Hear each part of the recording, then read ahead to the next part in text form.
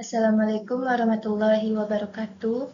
Perkenalkan, nama saya Amelda, saya dari Prodi PGMI 4. Saya akan mempresentasikan tugas saya yaitu tentang kurikulum di SD atau MI. Pengertian kurikulum. Banyak orang yang menganggap kurikulum di SD atau MI berkaitan dengan bahan ajar atau buku-buku pelajaran yang harus dimiliki anak didik. Sehingga perubahan kurikulum identik dengan perubahan buku pelajaran. Persoalan kurikulum bukan hanya persoalan buku ajar, akan tetapi banyak persoalan lainnya termasuk persoalan arah dan tujuan pendidikan, persoalan materi pembelajaran, serta persoalan-persoalan lainnya yang terkait dengan hal itu. Istilah kurikulum digunakan pertama kali pada dunia olahraga pada zaman Yunani kuno yang berasal dari kata curir dan curere. Menurut penafsiran para ahli tentang kurikulum, menurut Undang-Undang Nomor 20 Tahun 2003, kurikulum merupakan seperangkat rencana dan sebuah pengaturan berkaitan dengan tujuan, isi, bahan ajar, dan cara yang digunakan sebagai pedoman dalam penyelenggaraan kegiatan pembelajaran untuk mencapai sebuah tujuan pendidikan nasional. Menurut Profesor Dr. S. Nasution, M.A., kurikulum sebagai suatu rencana yang disusun untuk melancarkan proses kegiatan belajar mengajar di bawah naungan, bimbingan dan tanggung jawab sekolah atau lembaga pendidikan. Menurut George A. Beautman, 1976, kurikulum diartikan sebagai dokumen tertulis yang berisikan seluruh mata pelajaran yang akan diajarkan kepada peserta didik melalui berbagai disiplin ilmu dan rumusan masalah dalam kehidupan sehari-hari. Peran kurikulum. 3 peran kurikulum yang sangat penting. Yang pertama, peran konservatif. Salah satu tanggung jawab kurikulum adalah mentransmisikan dan menafsirkan warisan sosial pada generasi muda. Dengan demikian, sekolah sebagai suatu lembaga sosial dapat mempengaruhi dan membina tingkah laku siswa sesuai dengan berbagai nilai sosial yang ada dalam masyarakat. 2. Peranan kritis atau evaluatif. Kebudayaan senantiasa berubah dan bertambah. Sekolah tidak hanya mewariskan kebudayaan yang ada, melainkan juga menilai dan memilih berbagai unsur kebudayaan yang diwariskan.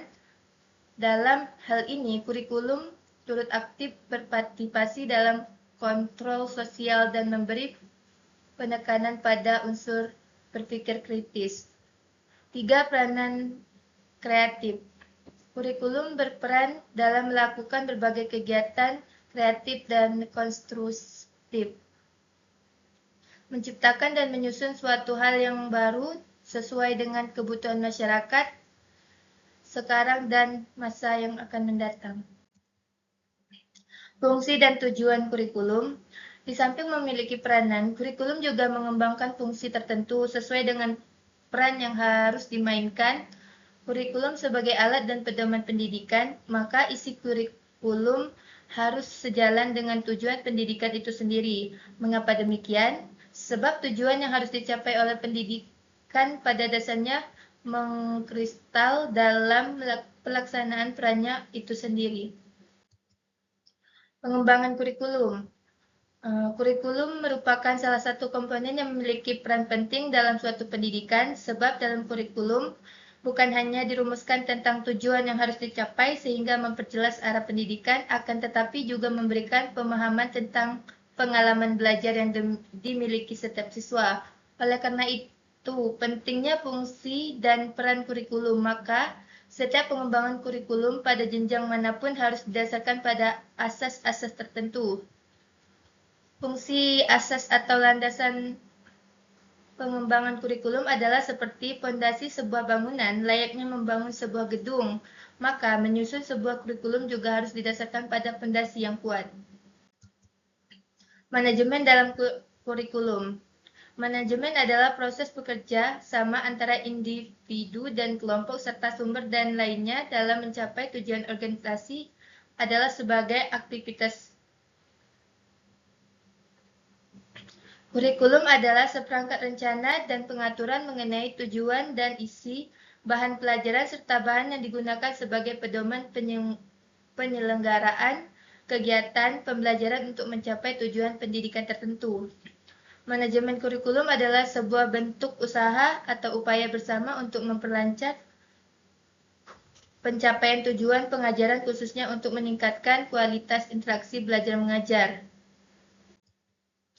Meningkatkan partisipasi masyarakat untuk membantu mengembangkan kurikulum.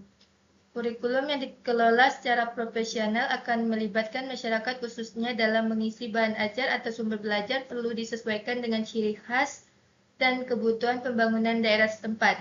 Cara meningkatkan partisipasi masyarakat, membangun citra yang baik dan simpati masyarakat yang aktif, membangun ruang untuk mengelola partisipasi masyarakat di tingkat pusat dan daerah. Memperkuat narasi solidaritas sosial, gotong royong, dan empati pada masyarakat.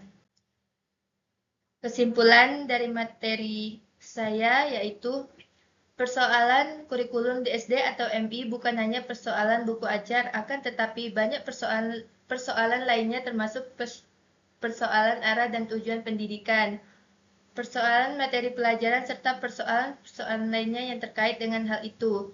Istilah kurikulum digunakan pertama kali pada dunia olahraga pada zaman Yunani kuno yang berasal dari kata shurir dan shurere sebagai program pendidikan yang telah direncanakan secara sistematis.